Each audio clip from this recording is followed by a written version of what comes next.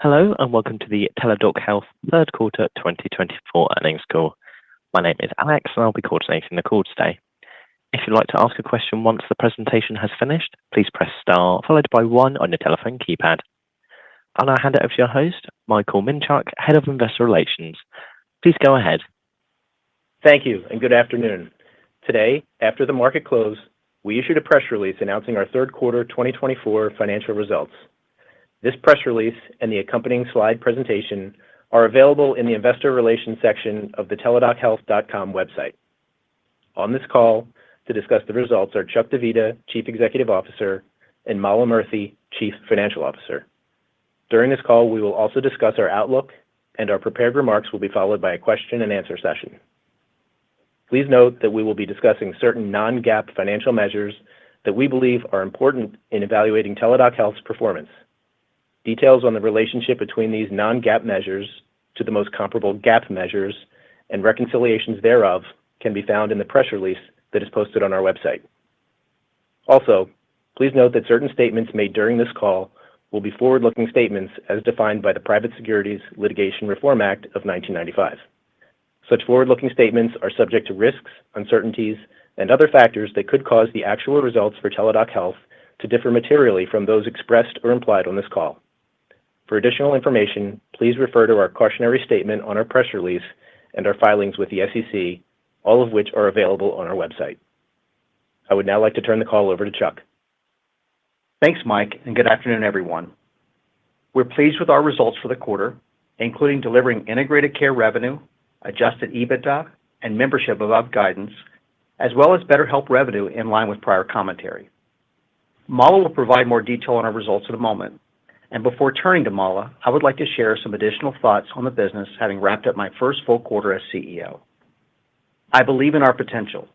I see many strengths to build upon, including the company's market position and scale, assets, and talented employees. We're making a lot of changes, and I want to thank our employees for their dedication to serving our customers and how they're leaning in to move the business forward. As I mentioned in the second quarter call, I also see opportunities to strengthen performance and position the company for long-term success. We've been addressing this with urgency, including streamlining our leadership structure, rationalizing priorities, and improving execution. The operational challenges experienced earlier in the year, which can have a lingering impact on the business, underscore the importance of making progress in this regard. Changes have also been made to how we manage the business to sharpen market focus, accelerate product innovation, and pursue new ways to serve our customers' needs. For example, in U.S. integrated care, we brought together areas previously managed separately and combined them directly under a single business leadership structure. We've also broadened our clinical delivery capabilities, refined shared services, and more closely aligned investments and deliverables. There's more work ahead of us, but we're already seeing positive impacts in terms of efficiency and effectiveness, and I'm confident that we're creating a stronger foundation for the future. These actions are also important as we look at the dynamics within the markets we're serving. In the U.S. market, it's clear that continued high medical cost trends and other pressures are impacting our current and prospective customers. And in turn, they're evaluating their strategies and expecting more value from the broader healthcare ecosystem, including from virtual care. Through our leadership position in the U.S., we see an ability to further enhance our value proposition to support these evolving needs. This includes generating greater value from our virtual visits and touchpoints and deepening the impact of our chronic condition management services. We see these areas as essential to unlocking our growth potential. As such, this will be a core priority in terms of strategic direction and investments we're making. Our international integrated care business is well-positioned and continues to gain strong momentum through geographic expansion, in-market penetration, and added services to existing customers. We've had some important wins in several markets, including in Canada. We expect to further invest in our international integrated care business as a core priority as well to support our growth agenda. With respect to BetterHelp, our current focus is on running it effectively by balancing top-line growth with profitability and evaluating initiatives aimed at generating greater value from the business. BetterHelp has become the largest direct-to-consumer virtual therapy business of its kind by addressing an unmet need and serves over 1 million people per year and with a consumer Net Promoter Score of over 70. With that said, challenges remain, including declining revenues when compared to prior periods. Solid progress is being made towards stabilizing results in the U.S.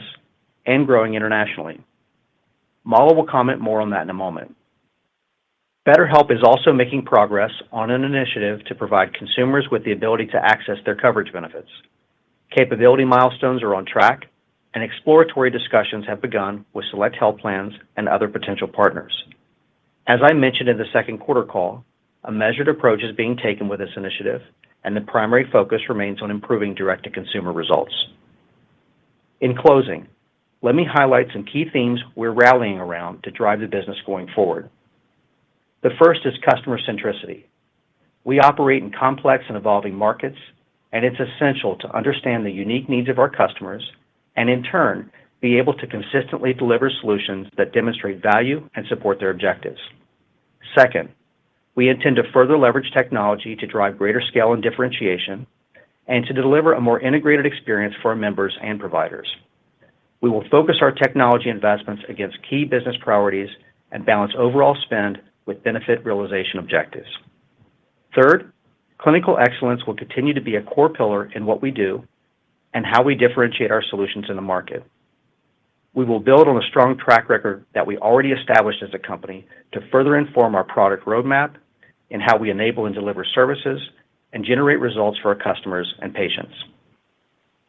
And fourth, we're embracing a high-performance culture, one that has a bias to action, on collaboration, and on innovation, all in the pursuit of serving our customers and driving long-term shareholder value.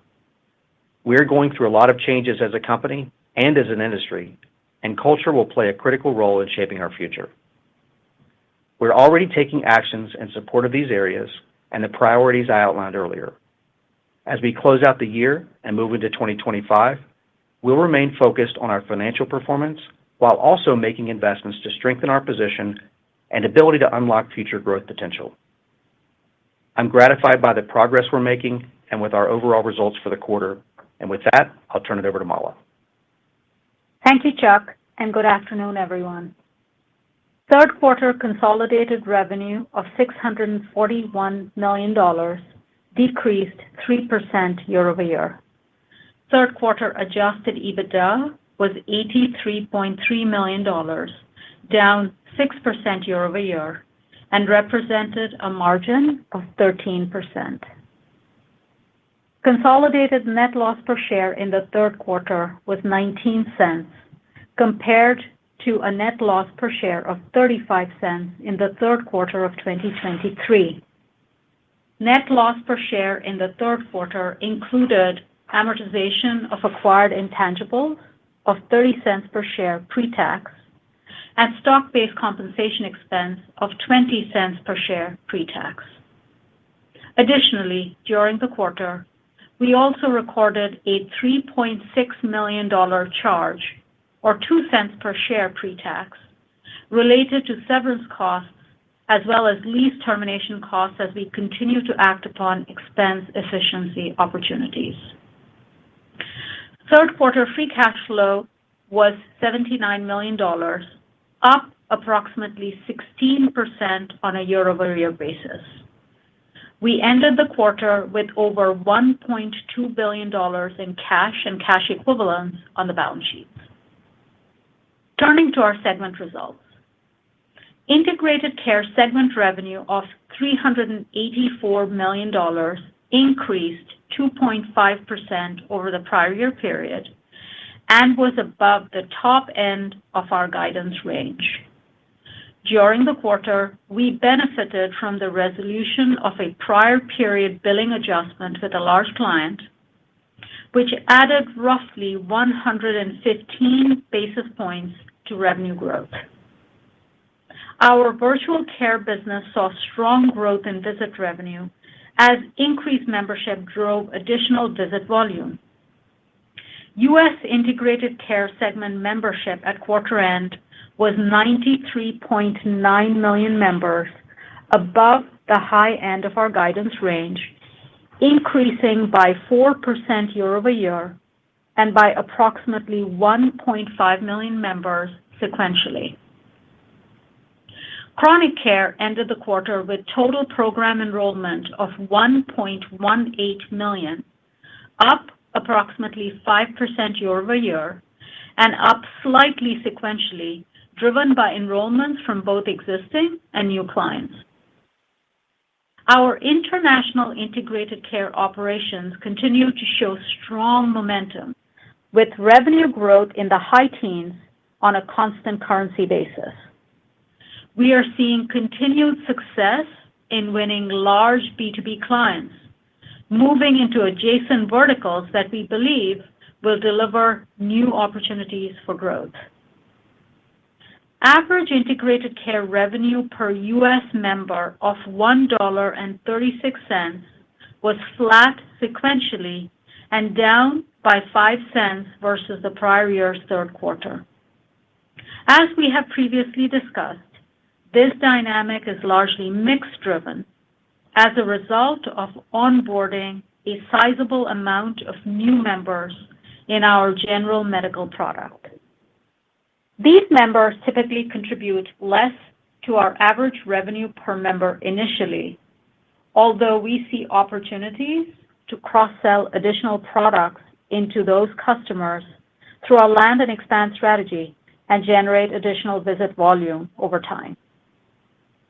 Third quarter integrated care adjusted EBITDA was $68 million, an 8% increase over the third quarter of 2023. Adjusted EBITDA margin of 17.7% was well above our guidance range of 14.5% to 16% and represented growth of 96 basis points over the third quarter of 2023. We saw approximately 170 basis points of benefit to adjusted EBITDA margins from the previously discussed revenue adjustment, as well as some favorability from OpEx timing. Turning to the BetterHelp segment, third quarter revenue of $257 million was down 10% versus the prior year and consistent with the baseline we had previously communicated. While there has been some variability across our channels, overall customer acquisition costs in the third quarter have remained relatively stable, albeit at elevated levels. Revenue declined approximately 3% versus the second quarter. Average paying users declined by 2% sequentially and were down 13% versus the prior year. The decline in revenue and average paying users in the third quarter was a result of fewer gross users added to the platform, as we again made a deliberate decision to refrain from pursuing inefficient member base growth. Importantly, average revenue per user, churn rates, and member retention have all been fairly stable over the course of 2024. We started to see some early signs of stability in the paying user count, with slightly positive momentum in the third quarter, as the monthly user count at the end of September was modestly above that at the end of the month of June. BetterHelp adjusted EBITDA was $15.2 million in the third quarter, down from $26 million in the prior year and $25.5 million in the second quarter of 2024. Adjusted EBITDA margin of 5.9% decreased approximately 320 basis points versus the prior year and was down from 9.6% in the second quarter. Factors driving the decline include the impact of lower revenue this quarter, coupled with some additional ad spend, in particular in the international markets, at a favorable return, which helped drive the stability in the monthly user count. Now, let me turn to guidance. For the fourth quarter, we expect integrated care segment revenue to be flat to up 2.5%. We expect adjusted EBITDA margin between 12.25% and 13.75%. The lower sequential margin in 4Q reflects our strong third quarter margins, as well as incremental investments we plan to make in the fourth quarter to advance the priorities Chuck had discussed earlier. We expect these incremental investments to drive a roughly 125 basis point headwind to adjusted EBITDA margins in the fourth quarter. Our fourth quarter guidance implies full-year integrated care revenue growth in the low to mid-single-digit range, which has remained unchanged over the course of 2024. Based on the performance to date and fourth quarter outlook, full-year adjusted EBITDA margin is now expected to be in the range of 14.9% to 15.3%, with the midpoint in line with the midpoint of our initial guidance provided in February. At the midpoint of this range, adjusted EBITDA dollars would be up approximately 20% in 2024 versus 2023. In addition, with third quarter coming in above guidance, we are raising our U.S. integrated care member guidance range and now expect to end the year at 93.5 to 94.5 million members. For BetterHelp, while we are encouraged by the improved stability seen in the third quarter, based on the factors mentioned in the second quarter, we are not reinstating formal segment revenue or adjusted EBITDA guidance for the fourth quarter or full year. Therefore, to help level set from a modeling standpoint, we offer the following 3 points. First, the election season has led to some uncertainty, although as we approach November, this has not had a significant impact at this stage. However, the holiday season does present an additional area of uncertainty. Second, as we had discussed on the second quarter call, if customer acquisition costs remain at current levels, we would expect second half revenue to be down low double digits. We anticipate the year-over-year decline in the fourth quarter to be generally consistent with the third quarter.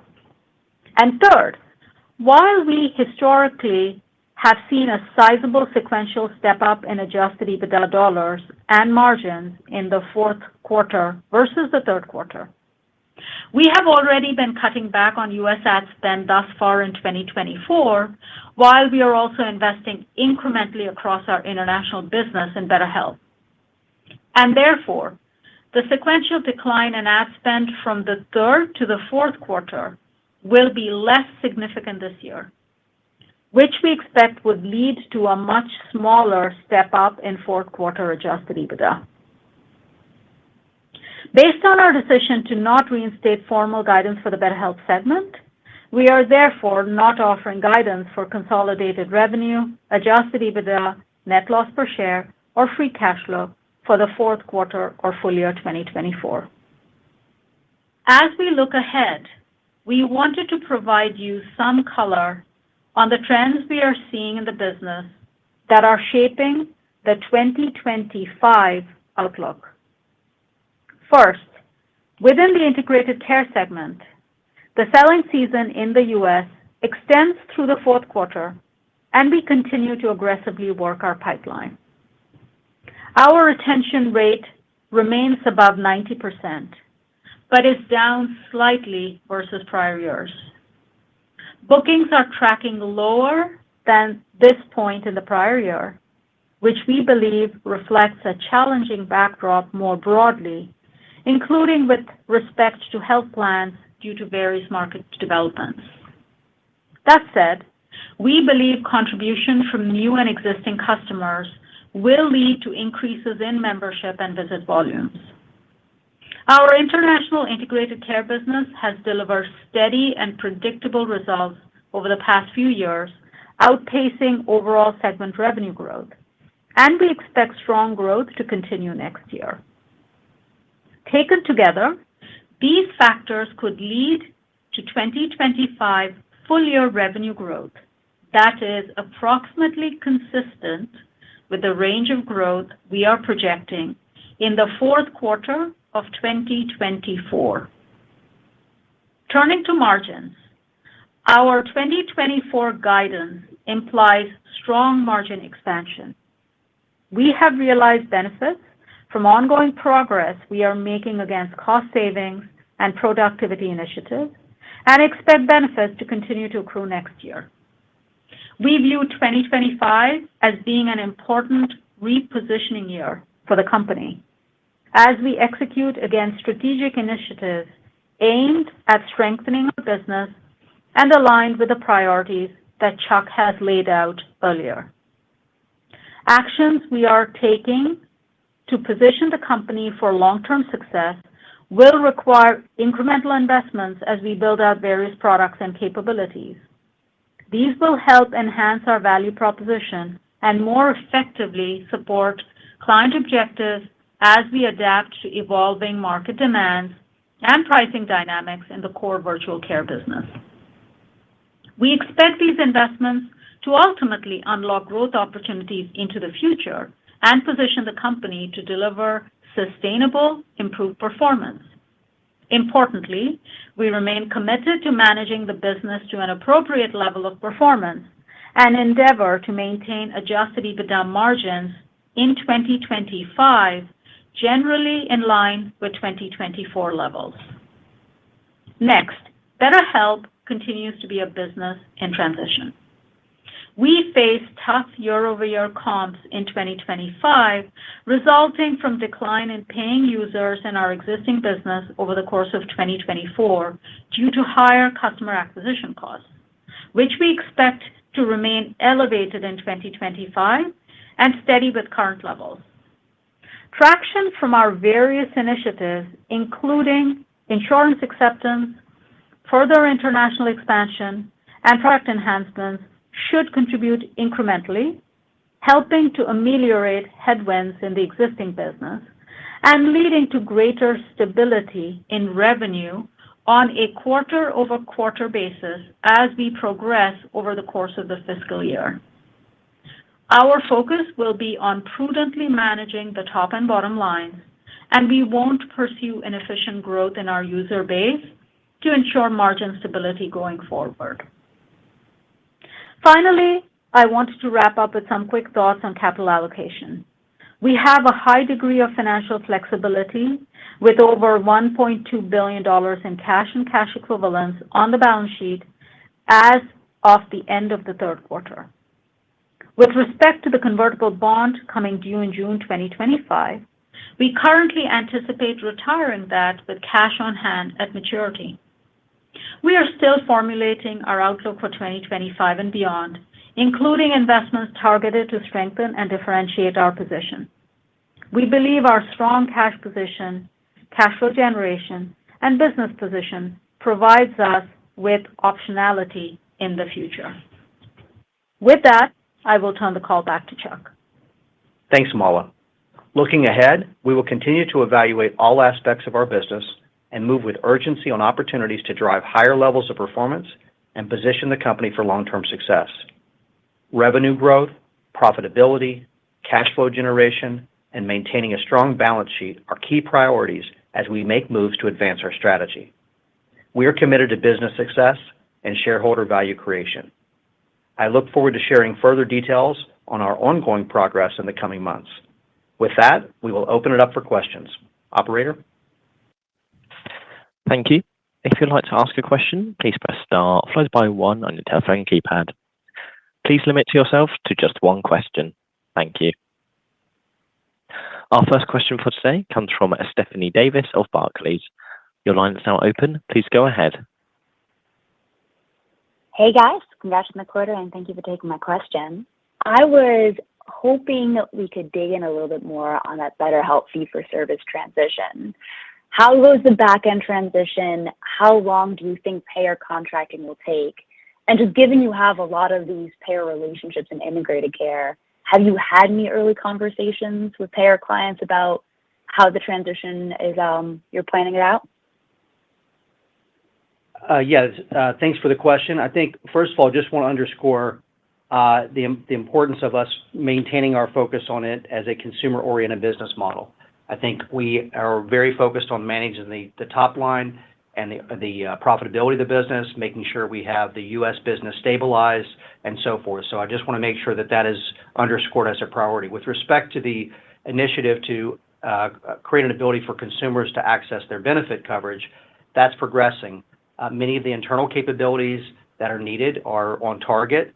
We are, as I mentioned in the last quarter, doing that both internally as well as through partnerships to progress there. And we have already started some discussions with select health plans as well as other partners to advance that. So, yeah, that's progressing along. But again, we're going to take a measured approach with that initiative and make sure that as we make investments and roll that out, we're being very methodical on that. Understood on that. And a follow-up, just a quick one I have to ask because that just came from the health conference. You know, we see a lot of players saying they're looking to disrupt what you guys are doing in virtual care. We heard a lot about clients pushing back on PMPM, but you continue to gain a market share and lives and integrated care. So I just kind of love to hear what you're seeing on the ground and how you're navigating that. Well, look, I think just a few things I would touch on. One, the virtual visit business has been widely adopted now. And if you look at how many people have access to those services, whether it's through companies like ours and others, whether it's through brick and mortar, so it's pretty widely available. I think one of the things that's important, though, is we operate at such scale in terms of the ability to deliver and deploy that, to match people with providers and be able to do that within a certain time frame, meeting the right requirements. And that's difficult to match. And I think that that's recognized in the market, and that's why you continue to see our membership grow. So we understand that it's a competitive space, but we believe that our value proposition still remains strong there. I would also add, Stephanie, this is where the fact that we are adding members at the rate that we are doing this quarter was another strong quarter of membership growth. We have added, 3.7 million lives year over year and 1.5 million sequentially. That essentially is the fuel for our land and expand strategy, which essentially we get these lives and members on our platform, and it allows us fertile ground to cross-sell additional products over time. Love seeing it. Looking forward to more. Thank you, guys. Thank you. Our next question comes from Lisa Gill of JP Morgan. Your line is now open. Please go ahead. Thanks very much. Good afternoon. I just really want to follow up on some of the comments that you made on the 2025 selling season. So as you think about today and the visibility you have going into 25, I think Mala made a couple of comments. One, that you expected revenue growth to be similar to the fourth quarter, which would be flat to 2.5%, which is below your total 2024 guidance. So I'm just curious on a few things. One, you talked about retention still above 90%, but that's lower than what you've seen historically. So where are you losing business to? And then secondly, how do I think about, that land and expand opportunity? What's your expectation around membership growth based on what you've seen thus far for the 2025 selling season?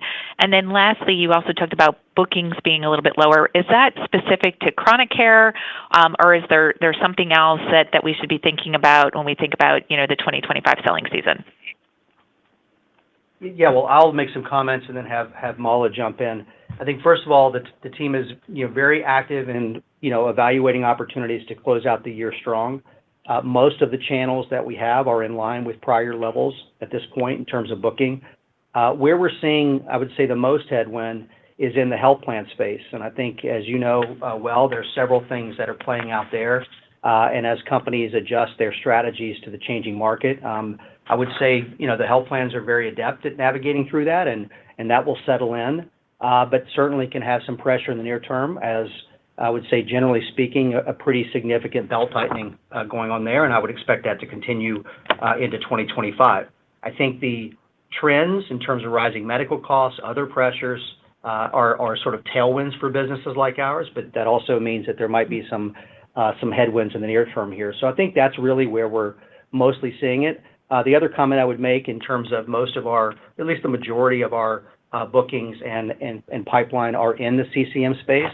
So I think that carries over with that comment as well. Mala? Yeah, thanks, Chuck.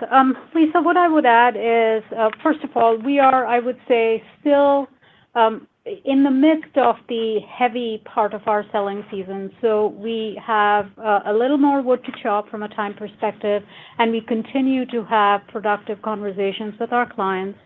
We wanted to sort of give you all a view on what are the trends and the dynamics that we are seeing thus far, and how does that set us up for, at least preliminarily, for revenue growth next year. You mentioned the 0 to 2.5% in integrated care.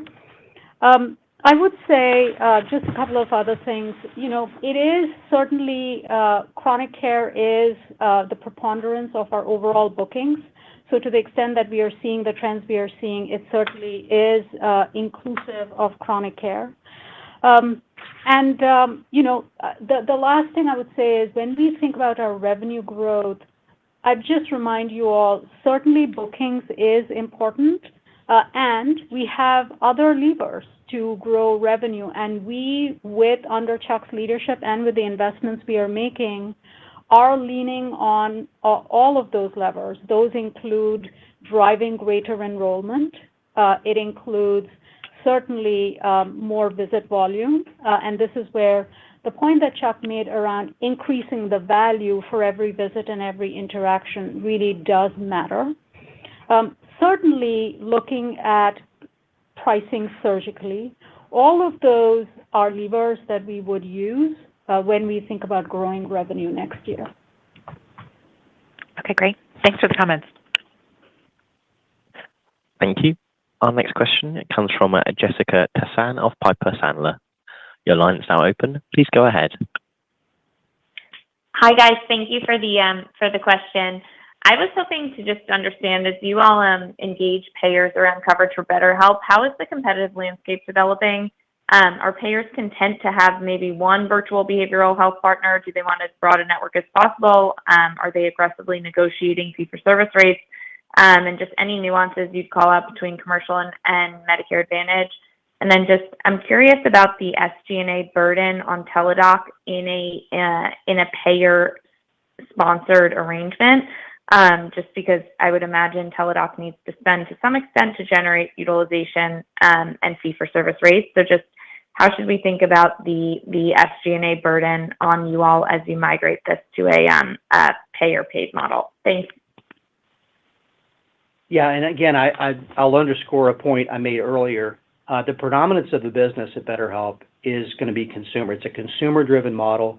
It's where their strengths are. It's where a great business has been created there. So that is going to be the main focus here. What we're trying to do is explore of those consumers that are wanting to engage with BetterHelp and want to access benefit coverage. How do we most effectively do that? So it's a little bit of a different angle on the challenge. That's why we're being very methodical in terms of how we're rolling it out, so that we can identify those areas where we can do that. Now, there are definitely capabilities that are needed to do that, and that's why we're approaching it, I think, in a pretty smart way, in a methodical way, to develop the capabilities we need internally to make the experience right, and work with others to bring the other capabilities to bear. So, I think that we are being methodical about it, but again, we are going to be primarily a direct-to-consumer model for the foreseeable future. And what I would add, Jessica, is, the way we are approaching this, certainly methodically, the investments that we are making for the back-end capabilities that Chuck has referenced in his prepared remarks and just now, we are going to do that methodically over time, seeing the progress that we are making in the market. We certainly are having conversations with payers. We are absolutely leveraging the relationships that we have already on our B2B side. And the last point I'll make is, when you think about SG&A for this, aside from the investments for capabilities, the way we think about this is we are spending advertising and marketing spend to bring consumers in, right? This is a way for us to actually get more consumers in because we offer them another choice to essentially take advantage of the BetterHelp platform and product. So think of it as a way for us to leverage the marketing spend we have across consumers using it a different way. Got it. Thank you. Thank you. Our next question comes from Michael Cherney of Leerink Partners. Your line is now open. Please go ahead. Good evening, and thanks for taking the question. I'll just stick with one here. Chuck, Molly, you talked about some of these investments you're making in terms of repositioning the business for growth.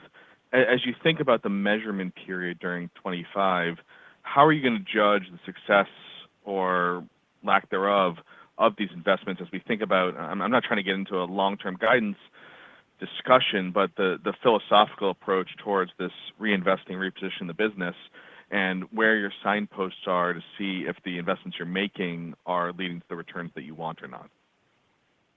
Yeah, great question. So every year we go through as a leadership team a fairly detailed, extensive exercise to really think about our overall capital allocation and making sure that it does two things. One, it aligns against strategic priorities, both near and long term.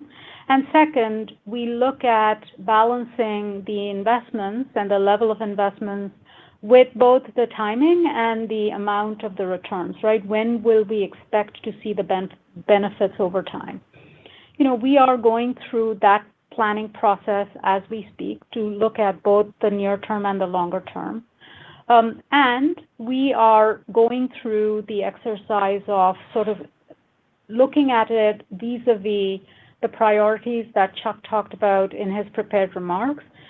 Ultimately, what I would say, Mike, is it will translate into both financial metrics and, importantly, operating metrics, right? So how do these investments improve and help us feather in additional revenue growth over time?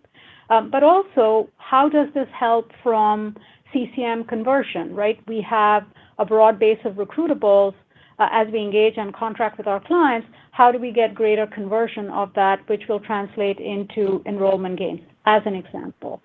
So that's the planning exercise that we are going through. We aren't done yet. It is the usual process that we are in the midst of.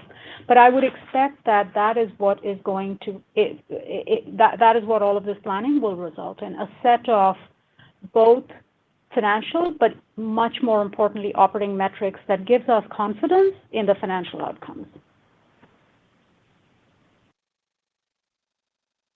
Okay, thanks.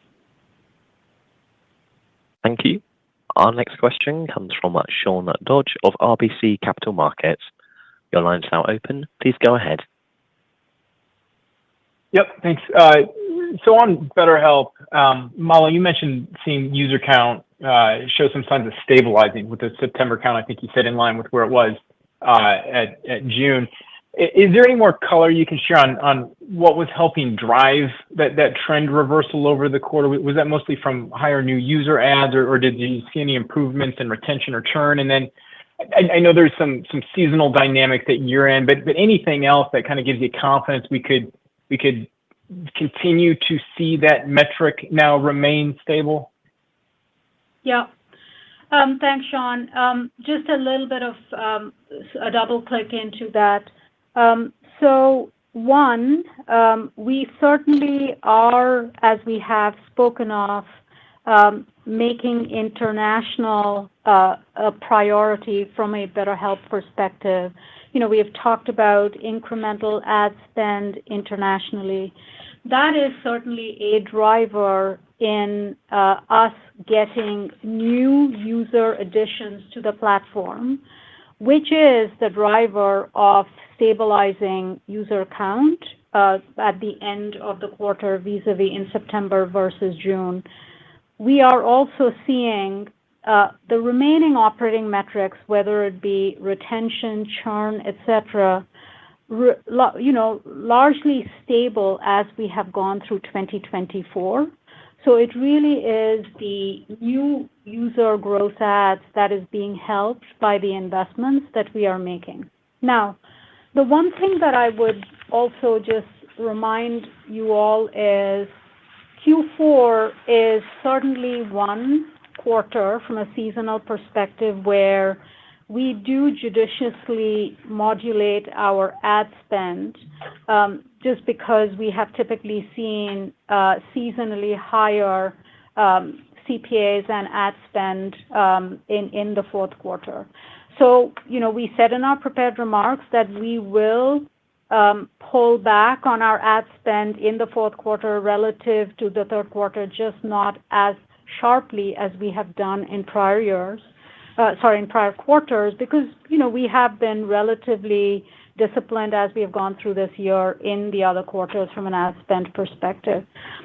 What I will say is when we do pull back on ad spend as we do in the fourth quarter, that certainly has an impact on 4Q, but it will also, as always, have some impact as we roll into Q1 of next year.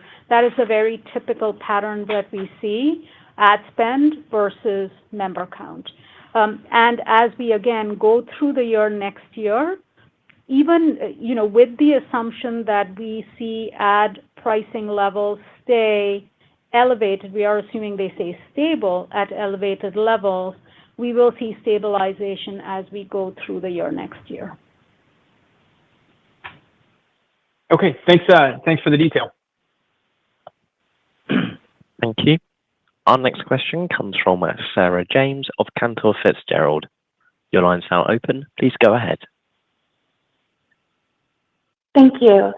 I was hoping that you could help us with a few of the moving pieces as we think about the jumping off point from 4Q. So how much of the 125 basis points in investment spend is something that would continue going forward? Should we think about a benefit from ad spend just moving out of an election quarter, an election year? And then all of the pricing strategy and mix shift that you spoke to, maybe you could help us with what is a clean jumping off point and what are the orders of magnitude of how influential these pieces are on getting to your guide of flat margins in 25? Sarah, I would say, look, those are details that we certainly will provide when we come out with more detailed guidance for 2025 in February. I would say we have given you all enough of a zip code for full year next year as we think about both revenue growth and adjusted EBITDA margins for integrated care. And, we have given you some color for how we expect the BetterHelp business to roll through next year. I'm going to leave it at that for now. I will certainly happy to answer questions and, post this call. Our next question for today comes from Jailendra Singh of Truist Securities. Your line is now open. Please go ahead. Thank you, and thanks for taking my questions. I want to go back to 2025 comments about growth of flat to up 2.5 for integrated care segment. Does that comment assume you end the selling season down year over year like you're trending at this point, or is there assumption built in terms of some acceleration as we close the year? And related to that comment, as you're calling out growth in membership and visit volumes, but are you seeing any offsets from product mix or any pricing headwinds which would cause those favorable trends to result in like flat to slightly up growth? Yeah, Jailendra, first of all, can you hear us? Yes, we can. Great. Okay, great. So two-part answer. First is we are seeing, as we said in our prepared remarks, a decline in absolute bookings on a year-over-year basis as we stand at this point in the selling season relative to at about the same point last year. Now, as we also said, there is still time left in the year, and we are continuing to aggressively pursue all the opportunities that are in our pipeline with obviously an intent to convert as much of the pipeline to bookings. we thought it would be important to give you all at least some early flavor for where our bookings are coming through and therefore how that might show up in our integrated care revenue growth next year. The second thing I would say is in terms of your question around membership and visits, it is absolutely true that with the increase in membership that we are seeing, we certainly are seeing robust visit revenue growth, and that has been factored in, as has the bookings challenges that we are having. They've both been factored into the flat to up 2.5% range that we are seeing right now for integrated care next year. Just to put a finer point on visit revenue, we certainly, if you look at the third quarter of this year, visit revenue has been up solidly, both from a volume perspective as well as a revenue perspective on integrated care, on the integrated care side, certainly fueled by the membership gains that we have had. And that I would expect that to continue next year, and that's been factored in. Okay, thank you. Thank you. Our next question comes from Richard Close of Canaccord. Your line is now open. Please go ahead. Great. Thank you for the questions. Chuck, can you talk a little bit more about improving the products that you called out? And I guess Mala also called out the evolving market demand. Is there anything specific that you need to do on the product front to improve retention with clients or sign new business? Just curious, anything specific there? Yeah, I think there's a few things that I would point out. One is, and some of these investments we're speaking of, as well as, what I alluded to in my prepared remarks about improving the performance management of these things is, we've sold and have a lot of business in-house today. And what we want to make sure is that we are, generating appropriate performance out of what we have today. So, for example, making sure we're activating visits appropriately with the broad reach that we have, that we are enrolling and activating and retaining chronic condition management members. So a lot of the things that we're doing are actually going to be improving our ability to drive more consistent performance and I believe even better performance going forward. Even though we do a good job, there's a lot of recruitables out there for us to activate, and we're working on strategies right now to do that. So I think that, coupled with what I would say more normal product features and enhancements, depending on which product, as well as how they work in a more integrated fashion together, that's an area of focus, and I think we're going to make some good progress there. I would also say, in terms of the comment around making visits more valuable, I think over time, again, back to the comments I made earlier around sort of the broad adoption already of virtual visits, is how do we make those visits more impactful to the patient, and how do we make those visits more impactful for the client that's enabling that access? The health plans have certain objectives and strategies that they are trying to get everyone in the delivery system to line up to support. And we are part of that delivery system, and we should be, over time, be able to activate consistent with their strategies. That creates value.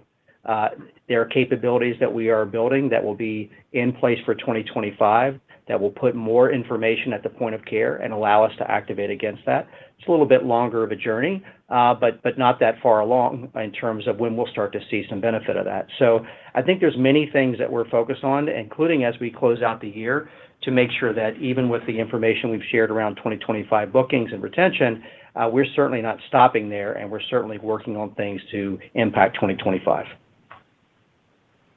Okay, thank you. Thank you. Our next question comes from Glenn Santangelo of Jefferies.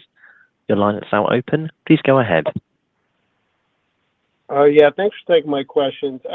Chuck, I just wanted to, follow up. I mean, when we talk about the selling season, it sounds like retention's a little bit lower, bookings are a little bit lower. and you're making some investments and maybe positioning 25 as a transition year.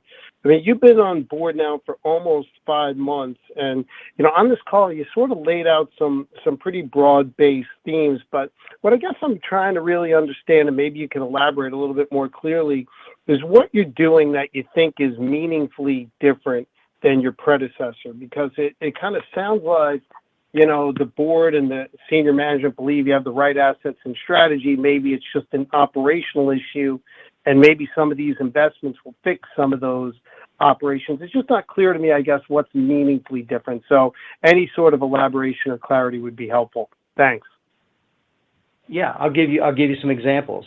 One of the first observations I had coming in is an area where I think we were stymieing innovation, and we were impacting our performance. And beyond what happened earlier in the year, which has had an impact on retention. So that's been discussed before.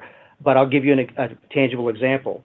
When you look at the responsibilities around market requirements, product development, delivery of the solution in terms of day-to-day, and managing performance against that, those all were in 4 separate leaders. And when you click down below that, multiples of areas that had accountability for pieces and parts of delivering what we delivered. We have now brought that under a singular structure. We've been able to generate millions of dollars of annual savings as a result of those moves, and sped up our effectiveness, and you've seen that come through in our results this quarter. So there are a number of tangible things that we are doing in that regard. Some of the capabilities that I've been talking about, they don't exist at the company today and didn't exist, but they will enable us to take advantage of the business that we've already sold. So there's a number of things that we have done over the last several months that I think have already demonstrated some effectiveness in our results, as well as position us better for the future. Okay, thanks for the comments. Thank you. Our next question comes from Charles Rhyee of TD Cowen. Your line is now open. Please go ahead. Yeah, thanks for taking the question. I wanted to ask about sort of what you're seeing in terms of utilization within the integrated care segment. I think if you did simple math, it looks like maybe the utilization as a percent of total members is down sort of year over year. Maybe how much of that is just you have just a lot of new members coming on board? And if that's the case, maybe what is sort of that kind of penetration, maybe a same-store basis look like, for clients that have been on the platform for over a year, and how is that trending? And I guess related to that is, to the extent that you've talked in the past about driving more value-based arrangements, how would that show up in the numbers here? And then maybe you can elaborate where the progress is there. Thanks. Yeah, Charles, I'll sort of address it in a couple of different pieces. So first of all, going back to your question on visits and utilization, a few things, right? First, let's talk about number of visits and sort of the utilization metric, and equally importantly, talk about what that accrues in terms of revenue, because they are both important. And what I would say to you is, certainly you just said it yourself, when you are adding the number of members that we have done at the pace we have done over the past several quarters, certainly the engagement and the utilization metrics will take a little bit of time for us to fully unfurl across the new member base. What I am seeing in the results is that we are seeing strong visit volume growth, and importantly, we are seeing strong, robust visit revenue growth. And that is certainly both the impact of the volume growth and the fact that we are seeing strength in accretive visit volumes, such as on the mental health side, certainly seeing visit growth on Primary 360. So we are seeing broad-based visit volume growth, and that is certainly turning into stronger visit revenue growth. So that is something that we will, as I said in my answer to Jailendra's question, certainly something that I expect for us to continue to invest in, and I'm looking forward to seeing continued growth in that, and as you know, how continue to see visits certainly and engagement improve across the broader member population that we have now. Great, thank you. Thank you. Our next question comes from Alan Lutz of Bank of America. Your line is now open. Please go ahead. Good afternoon, and thanks for taking the questions. I want to follow up on Glenn's question, and it's one for you, Chuck. Obviously, you're making some investments in 4Q, and that's going to continue into 2025. If we take a step back here and look at Teladoc today, there's about $425 million, $450 million being spent today on tech and development and capitalized software, which I would assume has to be larger than some of the majority of your peers.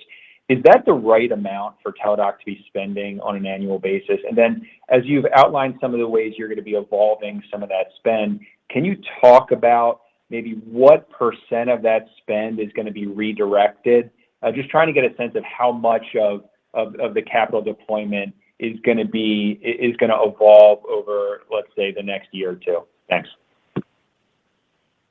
Yeah, thanks for the question. Well, my view is that we already are spending enough money on that space. So what we're looking to do, and we've been doing this pretty aggressively over the last several months, is what I call rationalizing that portfolio, making sure it's aligned to the objectives and imperatives we have, so that we can do both. We can bring that overall spend down over time, and we can free up capacity to invest in some capabilities that are going to be important to our future. So I would agree with you that that's an area that's been continued focus. Now, I will say that the company's made good progress over the last couple of years in managing that spend. I think that's come down. The total T&D's come down. And I would expect that you would see us continue with that. And that's really the mode we're operating in, which is how do we create efficiencies so that we can create capacity to do both, deliver a solid financial performance for the company and make investments for the future. And that's the mindset, and that's what we've been able to do. Appreciate the color. Thanks. Thank you. Our next question comes from Elizabeth Anderson of Evercore ISI. Your line is now open. Please go ahead. Hi, guys. This is Samir Patel on for Elizabeth Anderson. I just think a little bit more of a technical question. It looks like you guys saw a pretty big step up in G&A in the quarter. Should we view this as more of the normalized baseline and then maybe perhaps add a little bit from the portion of that 125 basis point investment in integrated care, or is there something to call out around that step up? Yeah. So, Samir, this is, I would say that we had a few one-off investments that we put into the fourth quarter, as we talked about. And so I would say take that as a one-time, not as something that you would expect to continue on from a run rate perspective.